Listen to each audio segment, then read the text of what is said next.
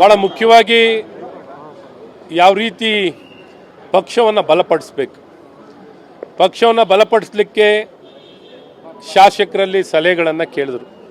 ಚುನಾಯಿತ ಪ್ರತಿನಿಧಿಗಳು ವಿಧಾನ ಪರಿಷತ್ ಮತ್ತು ವಿಧಾನಸಭೆ ಸದಸ್ಯರಲ್ಲಿ ಯಾವ ರೀತಿ ಪಕ್ಷವನ್ನು ಬಲಪಡಿಸಲಿಕ್ಕೆ ನಿಮ್ಮಲ್ಲಿ ಸಲಹೆ ಇದೆ ಅನ್ನೋದನ್ನ ತಿಳಿಸಿ ಅಂತ ಕೇಳಿದ್ದಾರೆ. ಅದಕ್ಕೆ ವಿವಿಧ ಶಾಸಕರುಗಳು ಎಲ್ಲರೂ ತಮ್ಮ ಸಲಹೆಗಳನ್ನು ತಿಳಿಸಿದ್ದಾರೆ. ಏನೊಂದು ರಾಜ್ಯ ಅಧ್ಯಕ್ಷರ ಆಯ್ಕೆ ವಿಚಾರದಲ್ಲಿ ಯಾವುದು ಮಾತುಕತೆ ಅಲ್ಲ ಇದು. ರಾಜ್ಯ ಅಧ್ಯಕ್ಷರು ನಿಮ್ಗೆ ಯಾರು ಬೇಕು, ನಿಮ್ಗೆ ಯಾರು ಬೇಡ, ಇನ್ನೊಂದು ಮತ್ತೊಂದು ಚರ್ಚೆ ಏನಿರಲಿಲ್ಲ. ಭಾಳ ಮುಖ್ಯವಾಗಿ ಪಕ್ಷ ಬಲಪಡಿಸಲಿಕ್ಕೆ ಹೇಗೆ ನಾವು ಕೆಲಸವನ್ನು ಮಾಡ್ಬೋದು ಅಂತ ಕೇಳಿದ್ರು. ಹಾಗಾಗಿ ಯಾರ್ಯಾರು ಏನೇನು ಸಲಹೆ ಕೊಡಬೇಕೋ ಕೊಟ್ಟಿದ್ದಾರೆ. ನೋಡಿ, ಸಂಘಟನೆ ನೇಮಕಾತಿ ಆಗುವಂಥದ್ದು, ಇನ್ನೊಂದು ಭಾಗ ಚುನಾವಣೆ ಪ್ರಕ್ರಿಯೆ ನಡೀತಿದೆ, ಅದು ನಡೆಯುವಂಥದ್ದಾಗುತ್ತೆ. ಒಂದು ಪ್ರಜಾಪ್ರಭುತ್ವ ವ್ಯವಸ್ಥೆಯಲ್ಲಿ ಕೆಲವು ಏನೊಂದು 4 ಗೋಡೆಗಳ ಆಚೆ ಹೋಗುವಂಥದ್ದಾಗಬಾರ್ದು.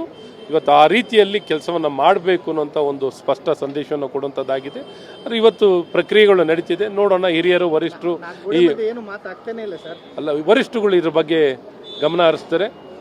ಇವಾಗ ಪಕ್ಷ ಬಲಪಡಿಸಲಿಕ್ಕೆ ನೀವೇನು ಮಾಡ್ಬೋದು ಅನ್ನೋಂಥದ್ದನ್ನ ಕೇಳಿದ್ದಾರೆ, ಅದನ್ನೆಲ್ಲರೂ ಕೊಟ್ಟಿದ್ದಾರೆ.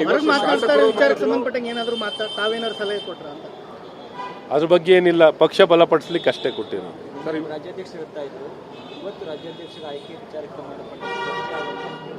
ಹಾಗಾಗಿ ಆ ರೀತಿಯ ಚರ್ಚೆಗಳೇನು ಆಗಿಲ್ಲ ಅಂತ ತಾವು ಹೇಳ್ತಾ ಇದ್ರಿ. ಅದಕ್ಕೆ ಆಸ್ಪದವನ್ನು ಅಗವಲವರು ಕೊಟ್ಟಿಲ್ವಾ ಅಥವಾ ಹೇಳುವಂಥ ಮನಸ್ಥಿತಿಯನ್ನು ಶಾಸಕರುಗಳು ಮಾಡಲಿಲ್ಲ? ಇಲ್ಲ, ಭಾಳ ಸ್ಪಷ್ಟವಾಗಿ ಸಭೆಯ ಪ್ರಾರಂಭದಲ್ಲೇ ನಮ್ಮ ಪ್ರಭಾರಿಗಳು ಭಾಳ ಸ್ಪಷ್ಟವಾಗಿ ಯಾರು ಅಧ್ಯಕ್ಷರಾಗಬೇಕು, ಇನ್ನೊಂದು ಮತ್ತೊಂದು ಸಲಹೆ ಸೂಚನೆಗಳು ಯಾರ್ದು ಬೇಕಿಲ್ಲ, ಆ ಪ್ರಕ್ರಿಯೆನೇ ಬೇರೆ. ಅದಕ್ಕೆ ಶಿವರಾಜ್ ಚೌಹಾಣ್